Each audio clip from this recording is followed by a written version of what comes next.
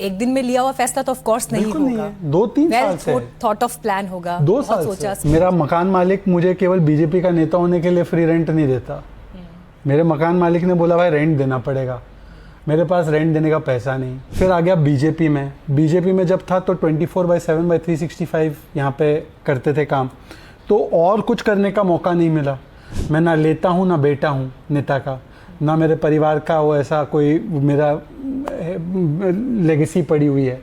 तो फिर मुझे चुनाव करना था और 24 के बाद मेरे मन में चुनाव आ गया था कि भाई या तो ये 24 घंटे ये करोगे तो फिर आप सैलरी कहाँ से कमाओगे। तो मैंने पार्टी को तब से ही कहना शुरू कर दिया था और फिर 30 जुलाई को मैंने उनको रेजिग्नेशन ऑफर किया।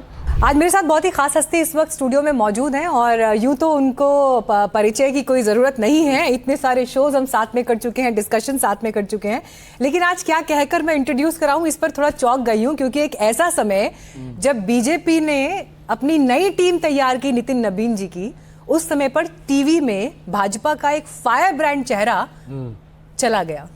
आप ये कह सकती हो कि जैसे एनडीटीवी का रीब्रांडिंग हो गया, शहजाद पूनावाला का रीब्रांडिंग हो गया, पर रीब्रांडिंग का मतलब वैल्यूज चेंज हो गए ये जरूरी नहीं। तो व्यवस्था बदली है, लोगो बदला है, पर लोगों के प्रति कमिटमेंट नहीं बदला है, विचार वही है। लेकिन टीम से बाहर जाने का फैसला जब शहजाद पूनावाला ने कर लिया, एक दिन में लिया हुआ फैसला तो ऑफ कोर्स नहीं होगा। 2-3 साल से थॉट ऑफ प्लान होगा, 2 साल सोचा समझा, उसके बाद ही डिसीजन लिया। लेकिन बाहर जाने के पीछे कोई बहुत बड़ी वजह तो रही हो। बहुत बड़ी वजह है। मेरा मकान मालिक मुझे केवल बीजेपी का नेता होने के लिए फ्री रेंट नहीं देता।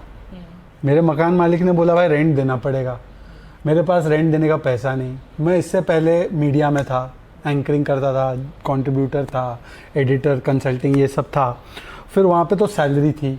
फिर आ गया बीजेपी में जब था तो 24/7/365 यहाँ पे करते थे काम, तो और कुछ करने का मौका नहीं मिला, जिसकी वजह से मेरे जो भी सेविंग्स थे, मैं मॉडेस्ट फैमिली से हूँ, मैं ना लेता हूँ ना बेटा हूँ नेता का, ना मेरे परिवार का वो ऐसा कोई मेरा लेगेसी पड़ी हुई है। तो फिर मुझे चुनाव करना था और 24 के बाद मेरे मन में चुनाव आ गया था कि भाई या तो ये 24 घंटे ये करोगे तो फिर आप सैलरी कहाँ से कमाओगे। तो मैंने पार्टी को तब से ही कहना शुरू कर दिया था और फिर 30 जुलाई को मैंने उनको रेजिग्नेशन ऑफर किया। उन्होंने बोला थोड़ा और टाइम दो, कॉन्टेम्पलेट करते, कुछ और तरीका है। पर जब मुझे लगा कि ऐसा पॉसिबल नहीं होगा तो मैंने बोला कि चलिए मैं प्राइवेट सेक्टर में जाता हूँ, वहाँ पे अपनी नौकरी करता हूँ। लेकिन बहुत सारे यंग लोग जो हैं वो आपकी बात सुन के निराश हो जाएंगे आज। क्यों? कि अगर फाइनेंसिस की वजह से किसी को पार्टी छोड़नी पड़ जाएगी और दूसरा रास्ता अपनाना पड़ जाएगा, वो भी वो ऐसा चेहरा जो टीवी पर पार्टी की इस तरह से बैटिंग करता था या उनके लिए इस तरह से बात करते थे कि जो ओपिनियन मेकिंग, ओपिनियन शेप करने तक का काम करते थे, तो फिर कहाँ है फ्यूचर राजनीति में? को मेरी बातों से देखकर प्रेरणा लेनी चाहिए कि भाई आपको जो करना है वो पोजीशन के लिए नहीं, मिशन और विशन के लिए करना है।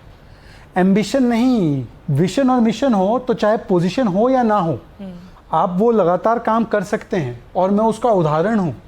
तो लाइफ में पद के लिए नहीं, कद के लिए काम करो। वो जो रवि किशन की भाषा में बोलूँ तो ग्रो योर कद, पद फॉलोज माय ब्रदर, पद फॉलोज। चलिए, पर रेंट डज नॉट फॉलो। चलिए, शहजाद पूनावाला जीवन की व्यवहारिकता की और प्रैक्टिकल अप्रोच की बात भी और दूसरी इस पे एस्पेक्ट ये है कि मेरी माँ का जो एक्सीडेंट हो गया उसके बाद उनकी सेहत काफ़ी बिगड़ी है। तो अब मुझे लगता है कि थोड़ा टाइम वहाँ पे भी डेडिकेट करना। अब मैं कमिटेड कार्यकर्ता बनूंगा तो मैं बेटे के रूप में अपना धर्म जो है वो कतई निभा नहीं पा रहा था। तो थोड़ा सा फ्रीडम ऑफ टाइम भी चाहिए था। तो इन दोनों कारणों से ही, ऐसा नहीं है कि मेरा तलाक हो चुका है बीजेपी से, बीजेपी और शहजाद ने खिंच गई तलवारें, 2 विंडो बना देना है। अब अगली बार कोई बीजेपी प्रवक्ता आएगा तो वर्सेस का विंडो आपका प्रोड्यूसर नहीं डाल पाएगा। हाँ, मतलब बीच में पंच भी नहीं लग पाएगा, है ना? ये सारे ऑप्शंस आपने नहीं। मैं आपको और निराश कर देता हूँ। देश के सबसे अच्छे, इतिहास के सबसे अच्छे प्रधानमंत्री मोदी है और रहेंगे। तो ये यानी कि ब्रेकिंग न्यूज़ नहीं होगी। ये कहना गलत नहीं होगा कि आप बीजेपी से नहीं निकले, बल्कि आप बीजेपी के सिस्टम से बाहर निकले। मैंने यही लिखा है लास्ट लाइन में कि व्यवस्था छोड़ रहा हूँ, विचार और व्यक्ति नहीं छोड़ रहा हूँ। बीजेपी आज भी देश की सबसे उत्तम पार्टी। या फिर आपने वो रास्ता खुला रखा है कि कल को जब भी लौटना है या फिर से जब एक पॉलिटिकल पारी खेलनी है तो उसके लिए एक विंडो ओपन रहना चाहिए। देखिए, ऐसा है कि भविष्य के गर्भ में क्या है वो तो मैं राहुल जी तो हूँ नहीं कि प्रेडिक्ट कर दूं कि economy is failing, economy is dead, है ना, मोदी जी सत्ता में नहीं आएंगे, ये सब प्रिडिक्शन राहुल जी करते हैं, मैं प्रिडिक्शन नहीं कर सकता। और जो बच्चा पैदा नहीं हुआ उसका मुंडन भी नहीं कर सकता। लेकिन कांग्रेस पर जो ये अटैक्स शहजाद पूनावाला के रहे हैं, ये ऐसे ही जारी रहेंगे? अभी तो, और क्योंकि मैं तो अभी फिल्टर नहीं है मेरे पे, अब तो मैं प्रवक्ता। अरे हमारी पार्टी में बड़ा डिसिप्लिन होता है। हमारी पार्टी में मोदी जी और नड्डा जी और नितिन जी बोलते हैं कि विरोधी भी है तो सम्मान से बात करनी है, फलाना करना है, डेकोरम मेंटेन करना है, दुश्मन नहीं कि है। आप लोगों ने पूरा कैंपेन चलाया उनको बदनाम करने के लिए। वो उनके लिए कैंपेन चलाने की जरूरत नहीं। राहुल गांधी जो है ना, वो राहुल गांधी को पूरी दुनिया जानती है, राहुल गांधी को पूरा देश जानता है। उनके लिए कोई कैंपेन चलाने की जरूरत नहीं है। जो पप्पू है वो पप्पू ही रहेगा, हमको उसके लिए कैंपेन चलाने की आवश्यकता नहीं थी। पर हाँ, ये बात ज़रूर है कि बीजेपी में एक स्टैंडर्ड ऑफ डेकोरम होता है। मोदी जी को ये कतई पसंद नहीं कि हम गाली दें, मोदी जी को पसंद नहीं है कि हम लाठी डंडे मारने की बात जैसे राहुल गांधी करते पीएम के लिए, या जैसे कुछ बच्चों ने की थी। और मोदी जी का दिल बड़ा है, माफ़ कर देते। अब तो पर मेरे पे कोई फिल्टर नहीं है, अब तो मैं एकदम जो है वो बोलूँगा। तो हट गया ना, वो फिल्टर ऑलरेडी हट चुका है। हाँ बिल्कुल। तो आप यहाँ विचार का फिल्टर नहीं, पर फिल्टर नहीं है। तो आज की तारीख में जब शहजाद पूनावाला अब बीजेपी में जब ऑफिशियली नहीं है और जब बात कर रहे हैं पॉलिटिकल डिस्कोर्स की, युवाओं के साथ जो एक परिस्थिति इस देश में जंतर मंतर पर खड़ी है, ऐसी क्या चीज थी जो एक सलाह आज आप बीजेपी को देना चाहेंगे? क्योंकि पार्टी में रहते हुए हो सकता है शायद बहुत सी बातें आप खुलकर वैसे ना कह पाए हो जो आपने सार्वजनिक मंच पर डिफेंड तो किया हो, लेकिन निजी रूप से शायद जिससे उतना सहमत ना रहे हो। मुझे लगता है यूथ के मामले को लेकर नहीं, एक ही चीज़ मैं कहूँगा कि देखिए, हम लोग जो काम करते हैं और जो हमारा कम्युनिकेशन उनकी तरफ होता है उसमें गैप नहीं रहना चाहिए उसमें। और गैप इस तब नहीं रहेगा जब हम उन युवाओं की भाषा, लिंगो और प्लेटफॉर्म को अडेप्ट और अडॉप्ट करेंगे। तो मुझे लगता है कि ये चीज़ एक कम्युनिकेशन, मैं अपने आप को एक्सपर्ट तो नहीं मानता, पर एक कम्युनिकेशन का स्टूडेंट होने के नाते मैं किसी को भी ये कहूँगा कि मेन आर्ट ऑफ कम्युनिकेशन क्या होता है, जिसको कम्युनिकेट कर रहे हो उसकी भाषा में, उसकी शैली में और उसके प्लेटफॉर्म पे करो ताकि उसको समझे। तो काम तो मोदी जी ने अद्भुत किया है। ऐसा काम मोदी जी ने जो किया है, वो ऐसा काम कोई और प्रधानमंत्री नहीं कर सकता, ना किया होगा। पर वो काम कम्युनिकेट भी उसी तरीके से होना चाहिए जैसे मोदी। और मोदी जी ने जब पकड़ा इंस्टाग्राम, तो आप देखिए क्या व्यूज़ आए उनको, कितने फॉलोअर्स उनके बढ़ गए उस पर। तो उसका मतलब ये है कि Gen Z is with Modi, but only thing is कि जेन जी को रीच आउट करना, कम्युनिकेट करना, ये हमारी जिम्मेदारी। पर मेरा ये एक और सलाह है, एक ही क्यों आप सलाह लेते हो, आप तो पूरी सलाह दूंगा ना, केवल बीजेपी को क्यों सलाह दूंगा भाई? जो जंतर मंतर के लिए सलाह है वो झारखंड में भी तो सलाह बनेगी ना। ऐसा तो नहीं हो सकता ना कि मेरी सलाह जो है वो केवल जंतर मंतर तक स्टिक रहे। आपको अपनी सलाह रखनी नहीं, मेरी सलाह ये है कि ये कौन सी ऐसी गूंज है जो जंतर मंतर पे तो एकदम आवाज एकदम साफ आ जाती है, पर झारखंड में वो कान में आवाज ही नहीं जा पाती है। ऐसी कौन सी गूंज है वो? ये छात्र भी क्या झारखंड के छात्र जंतर मंतर के छात्र हो जाएंगे? तो अब यही आवाज तो जो है मिस की जाएगी टीवी पर। नहीं, ये आवाज क्यों मिस की जाएगी? मैं अभी आपके साथ इंस्टाग्राम के जरिए सुनाई देगी ये आवाज। इंस्टाग्राम के जरिए तो सुनाई दे ही रही है, और आप बुलाएंगे तो मैं आऊंगा और बोलूंगा। आप मुझे बुलाना। तो शहजाद पूनावाला अब पार्टी से निकलने के बाद क्या करने वाले हैं? पार्टी से निकलने के बाद तो एक तो मैं अपनी नौकरी भी करूंगा, क्योंकि main full fledge private sector में आप ज्वाइन करने वाले हैं। Of course. और जहां मुझे मौका मिलेगा अपनी बात रखने का। हाँ, एक चीज है, मैं कार्यकर्ता नहीं रहा, मैं अब प्रवक्ता नहीं रहा, मैं नागरिक हूँ। तो नागरिक के रूप में तो कमेंटेट करने का काम है। आपने मिडिल क्लास को लेकर जो है बकायदा पोस्ट किया, और आप उसमें उनके टैक्सेस से लेकर उनकी जिंदगी के जो बाकी चैलेंजेस है उन पर बात कर रहे हैं। लेकिन लोगों के मन में ये सवाल भी है कि शहजाद पूनावाला ने पार्टी में रहते हुए इस विषय पर कितनी मैंने किताब लिखी है इस पे, आप बताइए नहीं उनको। मैंने किताब लिखी है कि कैसे जीएसटी के आने के बाद टैक्सेस, एक्चुअली जो टैक्स हम लोग भरते हैं इनडायरेक्ट टैक्सेस, वो टैक्सेशन इंसिडेंस कितना कम हुआ है। तो एक रिफॉर्म तो हमने कर दिया टैक्स रेट्स का जीएसटी में, पर केवल सेंट्रल गवर्नमेंट टैक्सेस चार्ज नहीं करती, हमारे यहाँ पे स्टेट गवर्नमेंट भी और लोकल अथॉरिटीज़ भी टैक्सेस चार्ज करती है। कहीं पर सरचार्ज है, कहीं पर सेस है। हिमाचल मत चले जाना, आप तो उत्तराखंड से हो, दूसरी जो देवभूमि हमारी है उधर मत जाना, आपको वहाँ पे अनेकों चीज, टॉयलेट पे बैठने का टैक्स हो जाता है वहाँ पे। सुक्खू जी ने टॉयलेट टैक्स भी लगाया था। कर्नाटका में पॉटहोल टैक्स है, पर पॉटहोल नहीं बनते। तो भाई मेरी जनता जो है टैक्स पे टैक्स दिए जा रही है। बात करते हैं तो आप सिर्फ हिमाचल की बात करते हैं, उत्तराखंड की, लेकिन जम्मू कश्मीर की तरफ नहीं जाते फिर आप। नहीं, मैं तो कह रहा हूँ सब जगह की। अब आपने क्या बोला कि वीडियो आपने बनाया, मैंने तो पर्सनल इनकम टैक्स पे वीडियो बनाया ना। पर्सनल इनकम टैक्स तो पूरे देश पे लागू होता है, पर मेरा ये कहना है कि टैक्सेस तो हर जगह ले रहे हैं। मेरा ये मॉडल है कि अगर आप एक समय तो होना चाहिए कि पर्सनल इनकम टैक्स नहीं होना चाहिए, मेरा व्यू है, पर सिंगापुर वाला मॉडल होना चाहिए, टैक्सेस लो होने चाहिए, वरना आउटकम वैसा दो। ग्लोबल टैक्स रेट है तो ग्लोबल स्टैंडर्ड दो मुझे। पर केवल टैक्स पे नहीं, मैंने दूसरी चीज़ों पे भी बनाया वीडियो। मैंने बनाया कि कैसे भारत मेडिकल टूरिज्म का और ट्रैवल का हब बना है, उस पर भी वीडियो बनाया, उस पर भी मिलियन व्यूज़ आए। चलिए, एक चीज़ मैं आपसे और ज़रूर पूछना चाहूँगी, क्योंकि अभी नितिन नवीन जी की नई टीम का ऐलान हुआ है और उसको लेकर बड़ा एनालिसिस हो रहा है कि क्या कॉम्बिनेशन रखा गया है, क्या मैसेजिंग दी गई है।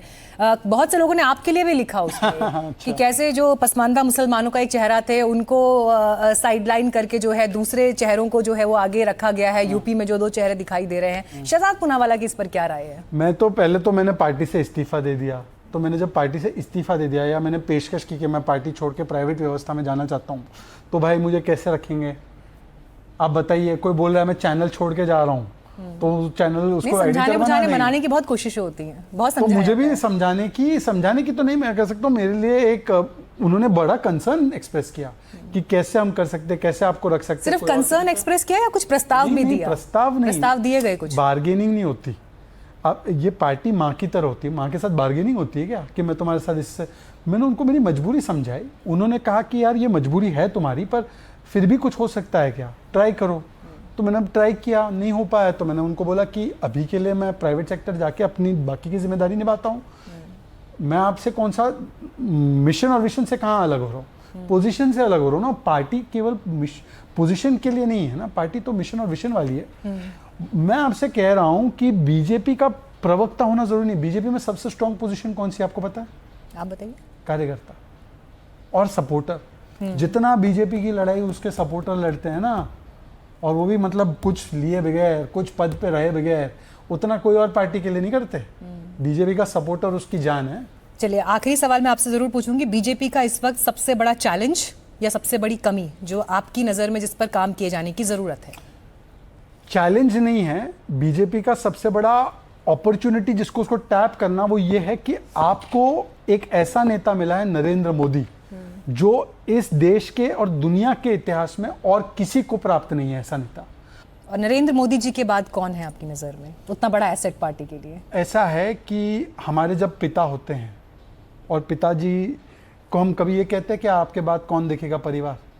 विरासत की बात हमेशा होती है। नहीं, ये फिर विरासत की बात हमेशा होती है, और इसलिए भी होती है, इवन इसलिए भी होती है कि पिता के बाद पुत्र को जो जिम्मेदारी संभालनी है या जो भी विरासत की बात वहां होती है जहां पे वसीयत के लिए माथापच्ची होती है। हमारी पार्टी में ना ये है कि एक नेता है, बाकी सब कार्यकर्ता है, और जिस दिन पार्टी को लगेगा कि अब नया नेता आना है तो वो पार्टी की व्यवस्थाई कार्यकर्ता में से एक नेता चुनेगी।